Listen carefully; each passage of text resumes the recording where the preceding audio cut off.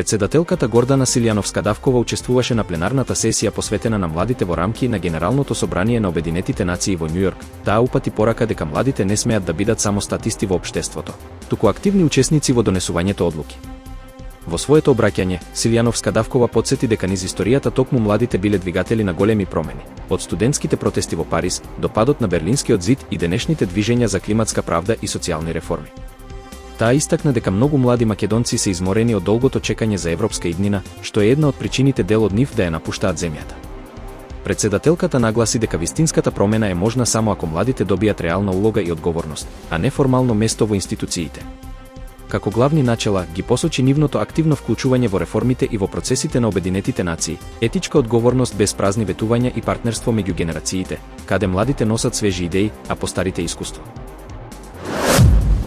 Премиерот Христијан Мицкоски денеска, по извршениот увид во градежни активности на улицата 8 септември, во Градско, изјави дека секој кој имал било каква поврзаност со случајот во Кочани треба да се соочи со правдата. Ако е прашањето дали сум задоволен од работата на обвинителството, мојот одговор ќе биде не сум задоволен. И токму тоа беше причината зошто поддржавме во парламентот смена на Коцевски, а зошто СДСМ и ДУИ не ја поддржаа смената на Коцевски, тоа е друго прашање.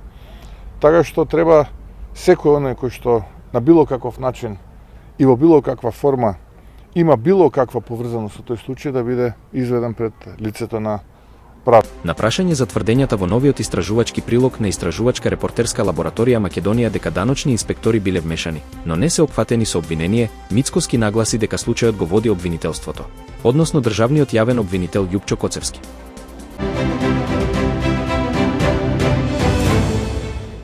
Подпредседателот на владеачката партија, Александар Николовски, денеска во Прилеп ја стартуваше кампањата за локалните избори. Тој порача дека очекува фер и достоинствена кампања, во која граѓаните ќе можат да ги споредат понудите на партиите и да донесат најдобра одлука.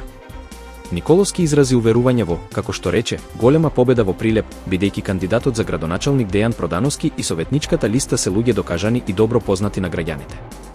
Во своето обраќање тој ги потенцираше инфраструктурните проекти што, според него, се реализирани или започнати од новата власт, меѓу кои експресниот пат Градско, Дреново, Фариш и изградбата на автопатот Прилеп-Битола. Најави и нова делница од Фариш до Прилеп, со што градот би добил целосна автопатска поврзаност со коридорот 10, Србија и Грција. Николовски истакна дека идниот градоначалник ќе има силна поддршка од него лично, од владата и од премиерот Мицкоски, со цел Прилеп да доживее инфраструктурен и економски развој.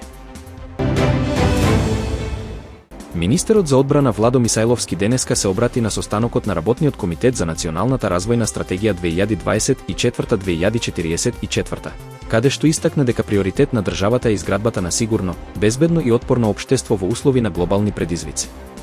Тој нагласи дека Македонија инвестира во модернизација и опремување на армијата, а според одлуката донесена на последниот НАТО самит, до 2035 година ќе се вложуваат 3,5% од бруто домашниот производ во одбраната и дополнителни 1,5% за инфраструктура, кризен менаџмент и сајбербезбедност. Мисајловски додаде дека веќе се прават проекции за зголемување на буџетот за одбрана и најави донесување на нова национална стратегија за безбедност, која ќе биде основа за ажурирање на останатите документи во секторот. Тој потенцираше дека одбраната е дел од поширокиот систем на општествена отпорност и побара вклучување на сите институции, академската заедница, бизнис секторот, невладините организации и медиумите, како и продлабочување на регионалната и меѓународната соработка. На состанокот учествува и заменик премиерот за политички систем Љупчо Димовски, генералниот секретар на владата Игор Јанушев, представници на UNDP, професори од Државниот универзитет во Аризона и домашни институции. Советот на Европската Унија усвои нова директива за мониторинг на почвата, со која се воведува прва рамка на ниво на Унијата за следење на здравието на почвите до 2050 година. Од земјите членки ќе се бара воспоставување системи за оценка на физичката, хемиската и биолошката состојба на почвите, како и редовно известување до Европската Унија институциите. Промените имаат за цел да ја зајакнат отпорноста на почвите, да овозможат подобро управување со загадени подрачја и да забранат прекумерно покривање со бетон или асфалт. Следниот чекор е Европскиот парламент да ја одобри директивата, пошто земјите членки ќе имаат 3 години да ја усогласат националното законодавство. Во Тираана денеска се одржа меѓународниот конгрес за нанотехнологија, на кој присуствуваше и премиерот Еди Рама. Настанот го одбележа и обраќањето на виртуелната министерка Диела, која истакна дека иднината не доаѓа сама, туку се гради.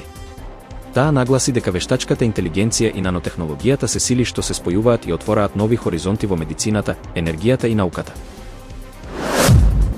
Народното собрание на Република Српска во наредните денови ќе одржи седница за назначување вршител на должност председател на ентитетот, откако Централната изборна комисија на Босна и Херцеговина му го одзеде мандатот на Милорад Додик. Додик беше осуден на 1 година затвор и 6 години забрана за вршење јавна функција поради непочитување на одлуките на високиот представник Кристијан Шмит.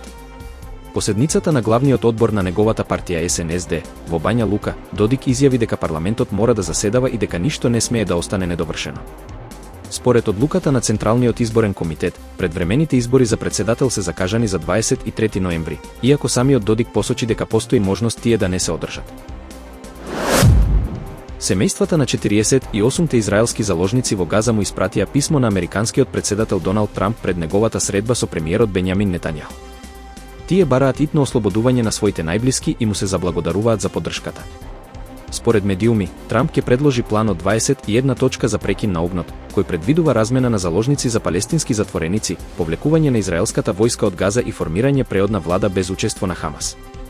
Во меѓувреме, ултрадесничарските партии вршат притисок врз Нетањаху да ја продолжи војната.